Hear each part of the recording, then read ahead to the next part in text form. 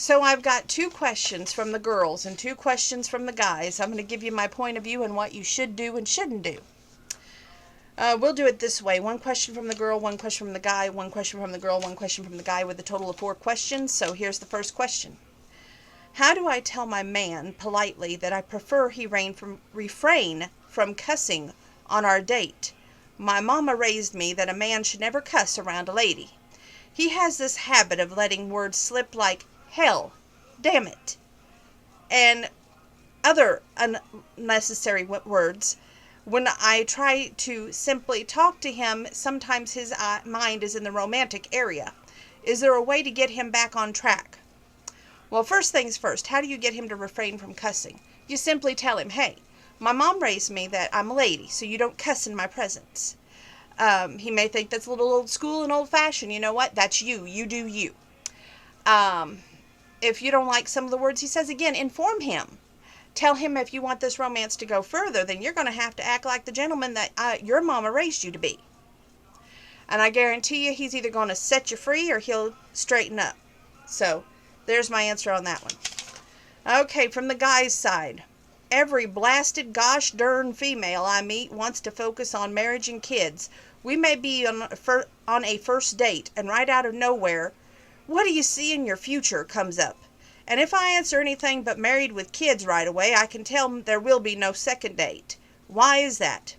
Well, it's simple. She thinks that if you don't have a mind going in the direction of seeing her in the picture with kids and including her, and she asks you, where do you see yourself in, say, 5 years, and you don't say married with kids and with you happily, then I guarantee you're not going to get a second, third, or fourth date.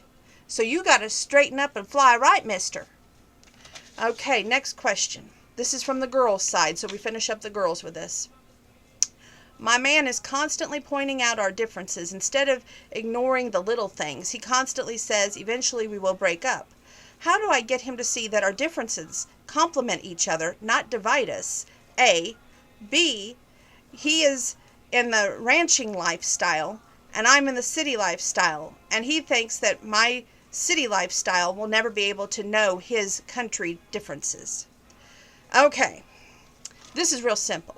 Differences, you ever hear that old Paula Abdul song, Opposites Attract? They're supposed to be like this, magnets, where, you're different and this one's different, so therefore they attract. So if he has a problem of seeing where the attraction is, you got to wonder about what's going on with him, honey, not you. If he can't see that you're bringing a lot to the table to make his life better, and how you're concerned, how you're worried for his well-being, how you want him to succeed and not have failures, then that's on him, honey. If he can't see that just because you're from the country and you have no idea how to rope a steer or get out there and wrestle one to the ground, you know what? That's on him, honey. You know what? If he is not attracted to you in all the ways that a magnet should be like this, then you know what? See you later. Hasta la vista, baby. Because your differences should draw you together, not apart. And if he can't see that you compliment him in that way, then you know what? To phooey on him. Next one. Okay, this is from the guy's side. I'm a career-driven man, and the woman I'm dating has multiple careers. Why is it hard to coordinate our schedules? And when we do coordinate, one of us usually has to leave early. Knowing you and your advice, you're going to say you got to make time for each other. Well, of course, I know that, but how do I approach her without upsetting her like nothing's wrong? I just want more time with her. First of all, kudos to you for being honest. Unfortunately, you're being honest with the wrong person. Tell her. I would say approach it like, okay, look, nothing's wrong. It's just, haven't you noticed lately, your schedule and my schedule, there's never time for us. How are we going to schedule time for us?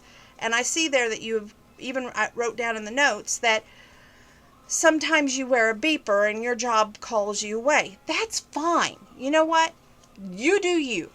As long as you make up for it later.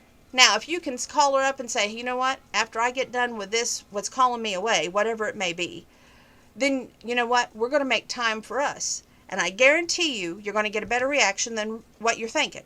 She ain't going to be mad, angry, or upset. If there's the beautiful thing about communication and me having a degree in it, I can tell you, as long as you communicate and you don't shut down, you don't get angry, you don't shut out, you don't say, you know what, I can't stand to listen to this, even if it's something you don't want to hear, you're going to eventually work things out or go the other way. But the bottom line is you have to be open and willing to talk to one another in all of these situations. Now, I have presents to wrap, a cake to ice, and not to mention a nervous breakdown not to have. But it's a blessing because I can't wait to celebrate Grandpa's 97th birthday tomorrow. It's going to be great. And I have not told you all, I'm getting my hair done. I know. I have said that I'm not one of those girls who go to the beauty shop or anything. It's nothing drastic. Lord goodness knows, Grandpa has never let me dye my hair, and I've never colored my hair. This is all me. So, what I'm thinking tomorrow is we're just going to cut the ends off. Remind you, I'm still growing it to give away for the cancer patients. So, it's going to get longer than this, and I just hope that it's going to be a great thing for someone out there needing hair. So we're going from there.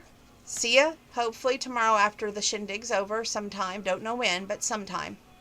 Stay safe, wash your hands, and keep it country. Keep those questions coming in. It was fun tonight. Thank you.